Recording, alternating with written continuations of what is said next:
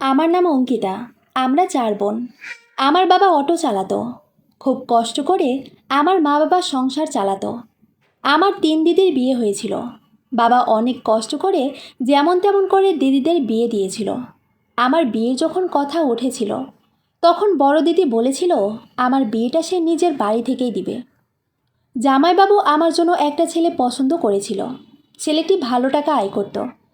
বাবা প্রথমে ভেবেছিল এত বড়লোক ঘরের একটা ছেলে হয়তো আমার মেয়েকে পছন্দ করবে না। ছেলেটির মা ছিল না, 3 দিদি ছিল ওর বাবা। ছেলেটির দিদি আমাকে পছন্দ করে তার ভাইয়ের জন্য। বিয়ে হয়ে আমি চলে আসি শ্বশুর বাড়ি। আমার শ্বশুর বাড়িতে কোনো জিনিসের অভাব ছিল না। বিয়ের আগে আমার স্বামী বলেছিল ওনার বাবা অসুস্থ, তাই ঘরের মধ্যে সারাদিন থাকে, ঘর থেকে বাইরে বেরোয় না। বিয়ের প্রথম দিন সব কিছু ঠিকঠাক ছিল। স্বামীর কথা মতো আমি শ্বশুরের ঘরে যাইনি।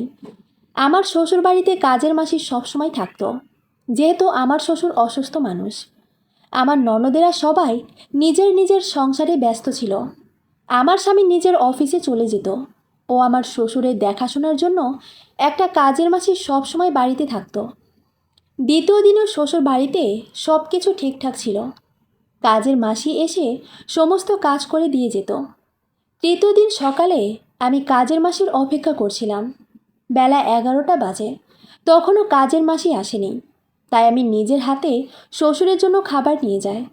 দরজা খুলে ঘরে ঢুকতেই দেখি উনি বিছানায় শুয়ে আছেন। আমি খাবারটা টেবিলে রেখে শ্বশুরকে উঠাতে যাই। তখন আমার শ্বশুর বিছানা থেকে উঠে অনেক রাগী, গম্ভীর ও আজব মুখের ভঙ্গি করে আমার দিকে এগিয়ে আসে।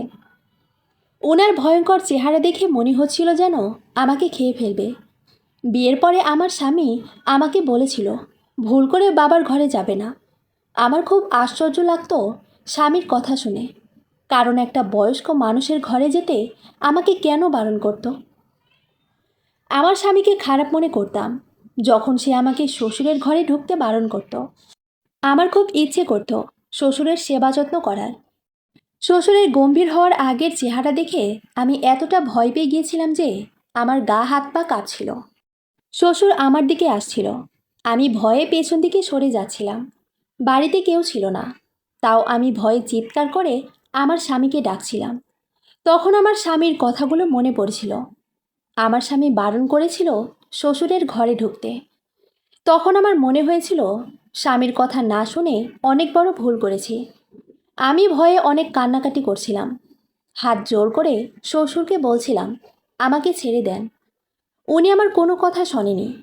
তারপর আমাকে বিয়ের পরে কখনো ভাবিনি আমার স্বামী আমাকে এতটা ভালোবাসবে। বিয়ের পরে 3-4 দিন সব কিছু ঠিক ছিল, কিন্তু 5 দিনের দিন কাজের মাসি যখন বাড়ি আসেনি তখন আমার স্বামী অনেক বেশি অস্থির হয়ে যায়। সেদিন কাজের মাসি আসেনি, তাই আমি নিজের হাতে রান্না বান্না করে নিয়েছিলাম। এবং শ্বশুরের জন্য যখন খাবার নিয়ে যায় তখন আমার স্বামী আমার হাত থেকে খাবারের থালাটা নিয়ে বলে তোমাকে বাবার ঘরে যেতে হবে না, আমি খাবারটা দিয়ে আসছি। প্রথমে ভাবতাম আমি বাড়ির নতুন বউ, তাই হয়তো আমার বর আমাকে খুব বেশি কাজকর্ম করতে দেয় না। ও তার বাবার সেবা যত্ন করতে দেয় না। বিয়ের পরে আমার শ্বশুরের সাথে মোট 2বার দেখা করেছিলাম, তাও সেই সময় যখন আমার স্বামীর সঙ্গে ছিল। আমার স্বামী বেশ কয়েকদিন অফিসে যায়নি, তাই আমি তাকে বলি তুমি অফিসে যাও না কেন, বেশ কয়েকদিন হয়ে গেছে। তখন সে আমাকে উত্তর দেয় তুমি এই বাড়িতে একা থাকো, যতদিন না একটা নতুন কাজের মাসি খোঁজ পায় ততদিন তোমাকে একা ছেড়ে অফিসে যাব না। আর বাবার সেবা যত্ন ও বাড়ির সমস্ত কাজ তুমি একা হাতে সামলাতে পারবে না। স্বামীর কথা শুনে আমি খুব খুশি হয়েছিলাম, কারণ সে আমাকে খুবই ভালোবাসতো। আমার স্বামী কাজের মাসি খুঁজে নিয়ে আসতো, কিন্তু সেই কাজের মাসিরা 4-5 দিন আসার পরে আর আমাদের বাড়িতে আসতে চায় না। যেমন তেমন করে একটা কাজের মাসি বাড়িতে কাজ করার জন্য রাজি হয়। সেই কাজের মাসিকে আমার স্বামী মাসে 6,000 টাকা দেওয়ার কথা বলে। 6,000 টাকার কথা শুনে কাজের মাসি থাকতে রাজি হয় এবং সে বেশ কয়েকদিন বাড়িতে কাজ করে। প্রায় 7-8 দিন পরে আমার স্বামীর সঙ্গে রাতের বেলা শুয়েছিলাম। ঠিক সেই সময় আমার শ্বশুরের ঘর থেকে চিৎকারের আওয়াজ আসে। চিৎকারের আওয়াজ শুনে আমি উঠে বসে যাই এবং স্বামীকে জিজ্ঞেস করি, তোমার বাবার ঘর থেকে চিৎকারের আওয়াজ আসছে। আমার স্বামী বলে, কোনো আওয়াজ আসছে না, তুমি চুপচাপ শুয়ে পড়ো। আমি তখন বলি, তুমি আমাকে মিথ্যে কথা কেন বলছো? তোমার বাবার ঘর থেকে আওয়াজটা আসছে, তুমি যদি দেখতে না যাবে তাহলে আমি দেখে আসবো কে চিৎকার করছে এবং কেন চিৎকার করছে। তখন আমার স্বামী আমাকে রেগে বলে, বেশি বাড়াবাড়ি একদম করবে না, আমি যেটা বলছি সেটাই শোনো, চুপচাপ শুয়ে পড়ো। আমার বর এমনই আমার সঙ্গে খুব ভালো ব্যবহার করত, কিন্তু আমি যখনই তার বাবার ব্যাপারে কিছু জিজ্ঞেস করতাম বা তার বাবার ঘরে যাওয়ার কথা বলতাম, তখনই আমার স্বামী আমার সঙ্গে রাগারাগি করত। কিছুদিন শ্বশুরবাড়িতে থাকার পরে আমার সন্দেহ হয়েছিল যে আমাদের বাড়িতে কিছু তো একটা গণ্ডগোল হচ্ছে। এদের সকালবেলা যখন আমি ঘর থেকে বের হই, তখন দেখি কাজের মাসি শ্বশুরের ঘর থেকে খুঁড়িয়ে খুঁড়িয়ে বের হচ্ছে। সে ঠিকঠাক হাঁটতে পারছে না এবং তার চুলগুলো এলোমেলো হয়ে আছে। তার জামা কাপড়ও ঠিকঠাক অবস্থায় নেই। আমি অবাক হয়ে তার কাছে গিয়ে জিজ্ঞেস করি, তোমার এই অবস্থা কী করে হলো? কাজের মাসি আমাকে উত্তর দেয়, সিঁড়ি থেকে পড়ে গিয়েছিলাম, ওই জন্য আমি ঠিকঠাক হাঁটতে পারছি না। তার কথা শুনে আমার সন্দেহ হয়েছিল কাজের মাসি ওই অবস্থাতে বাড়ির কাজকর্ম করছিল, কিন্তু আমি তাকে বারণ করি। আমি বলি, তুমি এখন আরাম করো, সুস্থ হয়ে কাজ শুরু করবে, তোমার অবস্থা খুবই খারাপ আছে। আমি যখন তার হাত ধরে তাকে একটা জায়গায় বসাতে নিয়ে যাচ্ছিলাম, তখন তার হাতে দেখলাম লাল দাগ হয়ে আছে। ওটা দেখে আমার অনেক বেশি সন্দেহ হয়েছিল। আমি বুঝতে পেরেছিলাম কিছু গণ্ডগোল আমার শ্বশুরের ঘরেই আছে। তারপর আমি কাজের মাসিকে বলি, আজ খাবারটা শ্বশুরের ঘরে আমি দিয়ে আসব, তুমি এখন আরাম করো। তখন কাজের মাসি বলে, ম্যাডাম, আপনার পায়ে ধরছি, আপনি ওই ঘরে যাবেন না, স্যার বারবার বলে গেছে আপনার খেয়াল রাখতে, দয়া করে আপনি ওই ঘরে যাবেন না। কাজের মাসির কথা শুনে আমি অনেক বেশি অবাক হয়েছিলাম। আমি বুঝতে পারছিলাম আমার স্বামীর মতোই সেও কেন বারবার আমাকে শ্বশুরের ঘরে যেতে বারণ করছিল। এইসব দেখার পরে আমার সন্দেহ আরও বেশি বেড়ে যায় আমার শ্বশুরের প্রতি। বরের বাড়ি আসার পরে আমি বরকে কাজের মাসির ব্যাপারে সমস্ত কথা বলি। স্বামী তখন আমাকে রেগে বলে, তুমি ওইসব নিয়ে কেন বারবার মাথা ঘামাচ্ছ? তোমাকে আমি এর আগেও বলেছি বাবাকে নিয়ে অত বেশি মাথা ঘামানোর দরকার নেই। আর কাজের মাসি হয়তো মিথ্যা বলছে, তার বাড়িতে হয়তো তার স্বামী তাকে মেরেছে, আর তোমাকেও মিথ্যে কথা বলছে, এটাও তো হতে পারে। তাই তুমি ওইসব নিয়ে একদম মাথা ঘামাবে না, তুমি নিজের কাজ নিয়ে ব্যস্ত থাকো। একদিন কাজের মাসির আসতে অনেক দেরি হয়ে যায়। আমার বর তখনও বাড়িতেই ছিল। আমি তাকে বলি শ্বশুরকে ওষুধটা দিতে হবে, আর কাজের মাসি এখনও আসেনি, তাই আমি ওষুধটা দিয়ে আসছি। স্বামী তখন আমার কথা শুনে বলে, তোমাকে ওষুধ দেওয়ার কোনো দরকার নেই, কাজের মাসি যখন আসবে তখন তাকে ওষুধ দেবে। স্বামীর এই কথা শুনে আমি বলি, কেমন ছেলে তুমি, ওটা তোমার বাবা, তোমাকে ওনার খেয়াল রাখা উচিত। স্বামী তখন রেগে আমাকে উত্তর দেয়, আমার বাবাকে নিয়ে আমি যখন অতটা মাথা ঘামাই না, তাহলে তুমি কেন মাথা ঘামাচ্ছ? স্বামীর তখন আমাকে বলে, আমি তোমাকে অনেক বেশি ভালোবাসি, আমি তোমাকে হারাতে চাই না, তাই আমি যেটা বলছি সেই কথার কথা অমান্য করো না। তারপর স্বামী রেগে না খেয়ে অফিসের জন্য বেরিয়ে যায়। সেদিন একটু দেরি করে কাজের মাসি বাড়ি আসে। আমি তাকে জিজ্ঞেস করি, তোমাকে দেখে খারাপ লাগছে, তোমার কি শরীর খারাপ? কাজের মাসি উত্তর দেয়, হ্যাঁ ম্যাডাম, আজ আমার শরীর খারাপ, তাই একটু দেরি করে এসেছি। আমি তাকে বলি, আজকে ছুটি নিয়ে নিতে পারো, অসুবিধা করে কাজ করার কোনো দরকার নাই। কাজের মাসি তখন বলে, আমি চাই না আমার সঙ্গে যা হয়েছে সেটা আপনার সঙ্গে হোক। তখন তার কথা শুনে অনেক বেশি অবাক হয়েছিলাম। সে বলে, আপনার সাথে যাতে কোনো খারাপ না হয়, যেটা আমার সাথে হয়েছে। তাই আমি অনেক কষ্ট হলেও চলে আসি। এই বাড়িতে তো কোনো কাজের মাসি কাজ করবে না। আমি শুধু বাধ্য হয়ে এই বাড়িতে কাজ করতে আসি, নিজের ছেলে মেয়েদের পেট ভরার জন্য। আপনি কিভাবে যে বাড়িতে সারাদিন থাকেন, আমার ওটা ভেবে অনেক আশ্চর্য লাগে। কাজের মাসির কথা শুনে আমি তাকে জিজ্ঞেস করি, তুমি এসব কি কথা বলছো? কিসের জন্য তোমরা ভয় পাও? কাজের মাসি বলে, আমি আপনাকে কিছুই বলতে পারবো না ম্যাডাম। শুধু একটা কথা জেনে রাখেন, আপনার যাতে কোনো ক্ষতি না হয় সেজন্য আমি এই বাড়িতে কাজ করতে আসি। এক কথায় বলতে গেলে আপনাকে পাহারা দেওয়ার জন্যই আমি এই বাড়িতে আসি। তারপর কাজের মাসি আমার সাথে আর কোনো কথা না বলে রান্নাঘর থেকে খাবার বের করে শ্বশুরের ঘরে চলে যায়। আমি তখন ডাইনিং রুমে বসে আছি। কিছুক্ষণ পরে দেখি কাজের মাসি আমার শ্বশুরকে খাবার দেওয়ার পরে খুঁড়িয়ে খুঁড়িয়ে ওনার ঘর থেকে বেরোচ্ছে। ওটা দেখে আমি অনেক বেশি আশ্চর্য হই। আমি যখন কাজের মাসিকে কিছু জিজ্ঞেস করতাম, সে আমাকে কিছু না বলে চলে যেত। এইভাবে বেশ কিছুদিন চলতে থাকে। যখনই কাজের মাসি আমার শ্বশুরের ঘর থেকে বেরোতো, তখনই সে খুঁড়িয়ে খুঁড়িয়ে হাঁটতো। এবং একদিন তো এমন অবস্থা হয় যে তাকে দেখে আমার অনেক বেশি কষ্ট হয়।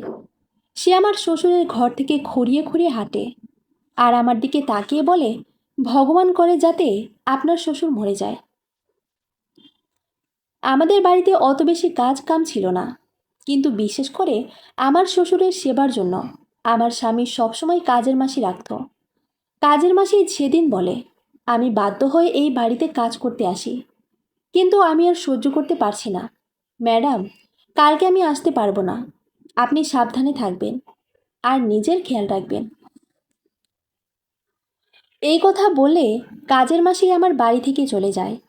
এবং সেদিন আমি আমার স্বামীকে বলিনি যে কাজের মাসি আর আসবে না, কারণ আমার মনে অনেক প্রশ্ন ছিল।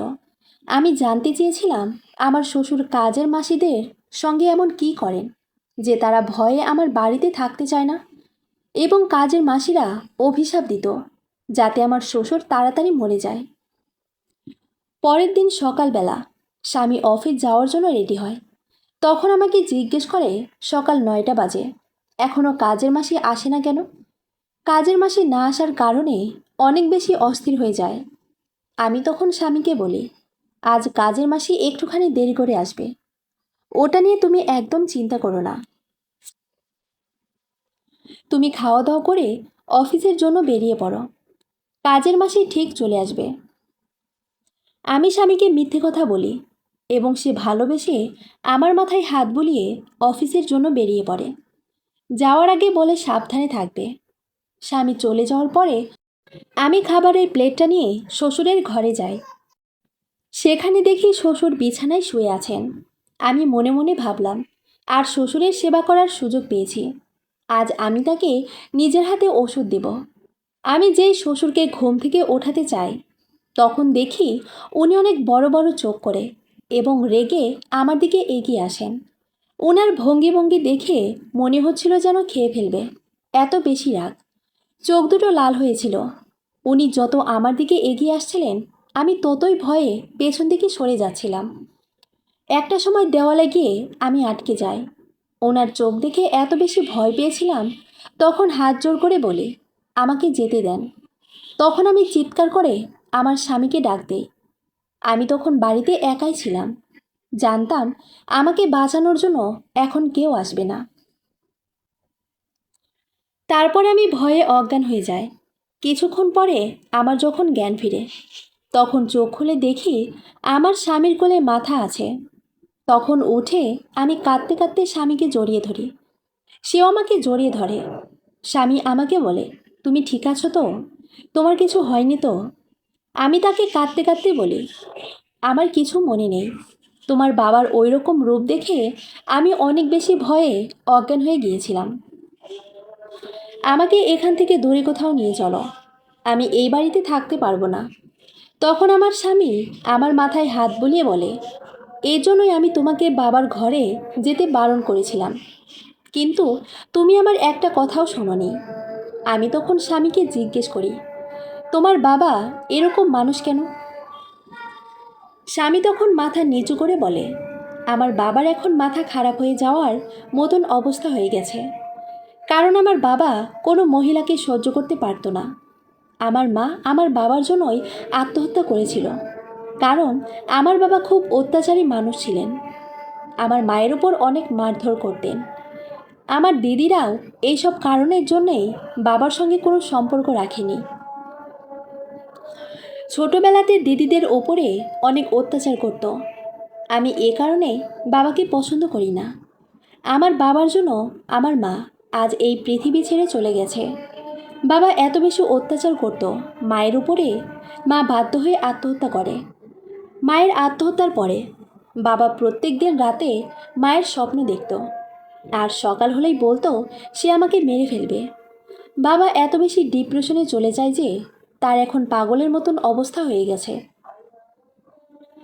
যারা অত্যাচারী লোক, ভগবান তাদেরকে হয়তো এইভাবে শাস্তি দেয়।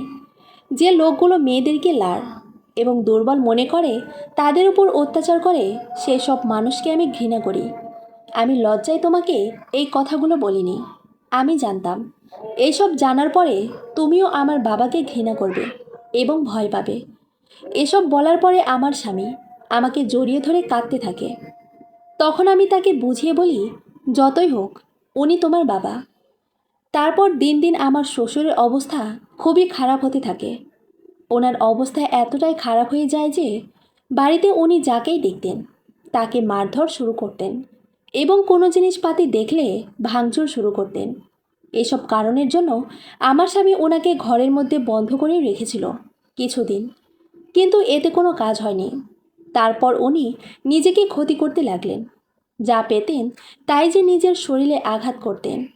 এসব দেখার পরে আমার স্বামী নিজের বাবাকে মেন্টাল হসপিটালে ভর্তি করে দেয়। আমরা ভেবেছিলাম শ্বশুরকে ওখানে রাখার পরে হয়তো সুস্থ হয়ে বাড়ি ফিরবে, কিন্তু উনি এত বেশি অত্যাচার করেছিলেন নিজের বউ বাচ্চাদের ওপরে, যেটা শাস্তি হয়তো ভগবান ওনাকে দিয়েছেন। পাগলাগারদে ভর্তি করার 1 বছর পরেই উনি মারা যান। তারপর আমি আমার স্বামীর সঙ্গে সুখী জীবন কাটাই। বন্ধুরা, আজকের গল্পটা এখানেই শেষ করছি। গল্পতে কোনো ভুল ত্রুটি থাকলে ক্ষমা করবেন। গল্পটি ভালো লাগলে অবশ্যই লাইক, শেয়ার, সাবস্ক্রাইব করতে ভুলবেন না। ধন্যবাদ।